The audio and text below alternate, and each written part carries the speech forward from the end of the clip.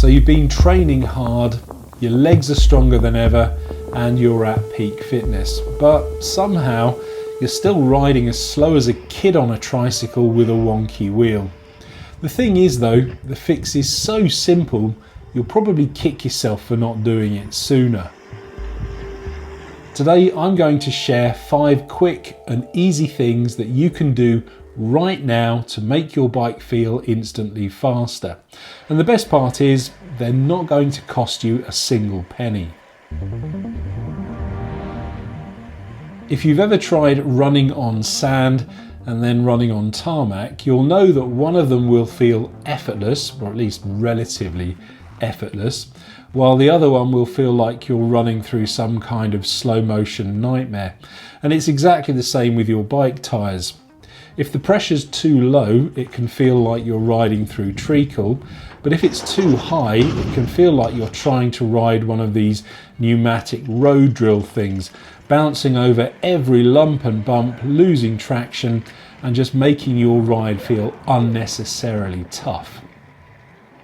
Inflating your bike tyres to the optimum pressure is probably the quickest and easiest way to make your bike feel just that little bit faster. But the trick here is to find the Goldilocks zone, so the tyres need to be not too hard and not too soft, and that's going to depend on things like tyre width, rider weight and road surface. For most road bikes, a tyre pressure between 80 and 100 psi is ideal.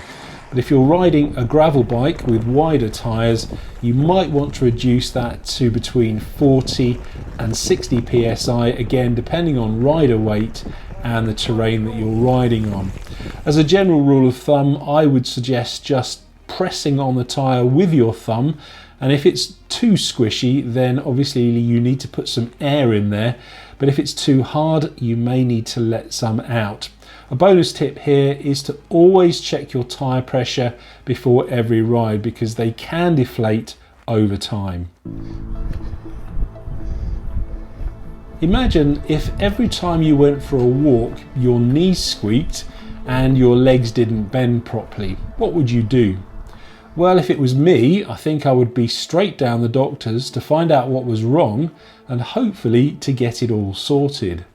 And that, more or less, is exactly what's happening every single time you ride your bike with a dry, dirty or worn out drivetrain. Literally every single link in your chain, tooth on your cassette and cog in your derailleur contributes to how efficiently your legs transfer power to the wheels on your bike. And if your drivetrain is covered in crap and grime, then you're losing power with every single pedal stroke. A drivetrain that's all black, gunky and making some weird crunching noises is literally crying out for help. So do yourself a favour here, clean it all off, give it a good lube, and just make sure that everything is adjusted properly so that it runs smoothly and quietly. A bonus here is that when your bike does run smoothly and quietly, you'll feel so much more pro, instead of sounding like some weird haunted house every time you change gears. Have you ever tried pushing a shopping trolley with a wonky wheel? Of course you have, haven't we all? You put in all that effort and it just doesn't roll smoothly. It fights back and then veers off in every other direction apart from the one that you want it to go in. And it's exactly the same with your bike wheels, particularly if the hubs are all gunky or the spokes aren't tensioned properly.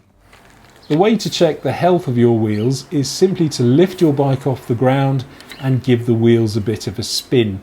Do they rotate freely or do they grind to a halt after about 3 revolutions? If there is resistance, then it's probably time to do things like check the bearings, clean the hubs, and make sure that all of the spokes are tensioned properly. If the wheel's out of true, then you should probably get that seen to as well. Smooth, free-flowing wheels make your bike feel effortlessly fast without extra watts required.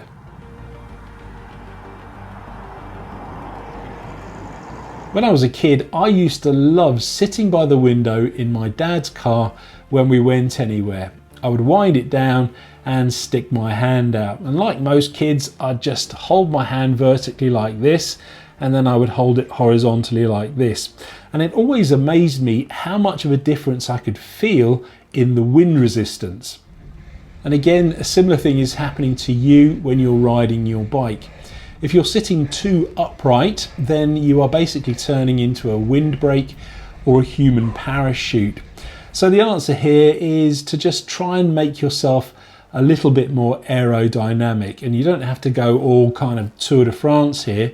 Even some minor tweaks to your position can make a whole load of difference to your aerodynamics. Just tuck yourself in, lower your back a little bit, and you've just considerably reduced that surface area against the wind. Even doing simple things like doing up your jacket or swapping your baggy jersey and shorts for tighter fitting ones can considerably reduce your wind resistance and give you some free speed, because, well, let's be honest, who enjoys riding in a headwind?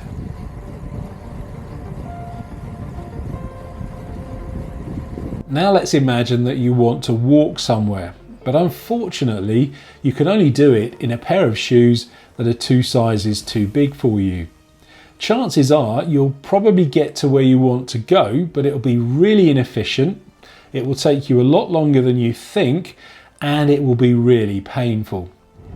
Riding a bike that doesn't fit you properly is just like trying to walk in those shoes. So for instance, if your saddle is too low, then you won't be pedaling efficiently, and if it's too high, then you're just going to be wasting energy because you're rocking from side to side and bouncing up and down. Even making minor tweaks to things like saddle height, reach and cleat position can make a world of difference to your speed and comfort on the bike. If your knees or your back or your shoulders or your arse feel sore after you've been riding, then that's probably a sign that something needs adjusting. A good bike fit will not only make you feel faster, but it will also make riding feel just that little bit easier as well. And if it all feels faster and easier, then chances are you'll probably want to ride more as well. I really believe that there's always something new that we can learn that can help us enjoy our cycling even more. And that's why I've created my own free monthly newsletter packed with tips and tricks to help you do just that. And if you'd like to sign up, I'll leave a link in the description. In the meantime though, thank you for watching, and I'll see you on the next one.